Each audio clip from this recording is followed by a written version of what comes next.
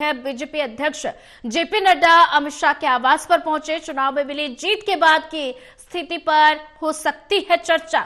मंत्री और सीएम के चेहरे पर हो सकती है चर्चा। बड़ी जानकारी आपको बता रहे हैं। मंत्री और सीएम के चेहरे पर चर्चा संभव हो सकती है। बीजेपी अध्यक्ष जेपी नड्डा गृह मंत्री अमित शाह के आवास पर पहुंचे हैं।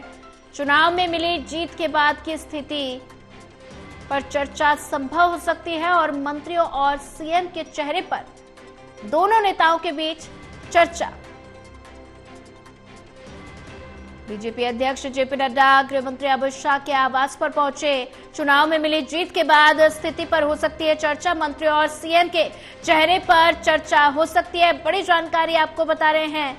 बीजेपी अध्यक्ष जेपी नड्डा गृह मंत्री अमित शाह के आवास पर पहुंचे हैं। चुनाव में मिली जीत के बाद की स्थिति पर चर्चा संभव हो सकती है और ऐसे में मंत्रियों और सीएम के चेहरे पर चर्चा हो सकती है।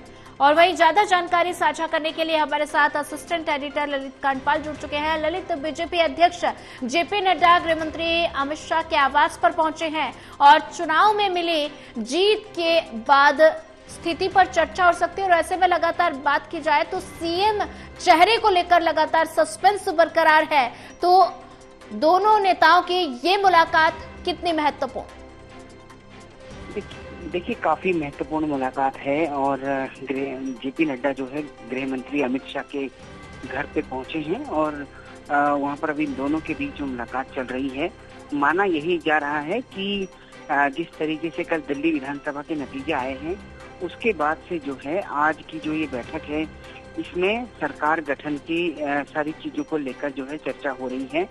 के मंत्री बनाए जा रहे हैं, स्पीकर का चयन होना है, डिप्टी स्पीकर का चयन होना है, इसके अतिरिक्त कई सारी और भी चीजें हैं, उन सभी का जो है वो नियुक्ति होनी है। तो ये सारी चीजों को लेकर जो है दोनों के बीच में चर्चा हो रही है और खबर ये भी निकल कर आ रही है कि प्रधानमंत्री नरेंद्र मोदी के विदेश से लौटने के बाद जो है शपथ ग्रहण समारोह हो सकता है।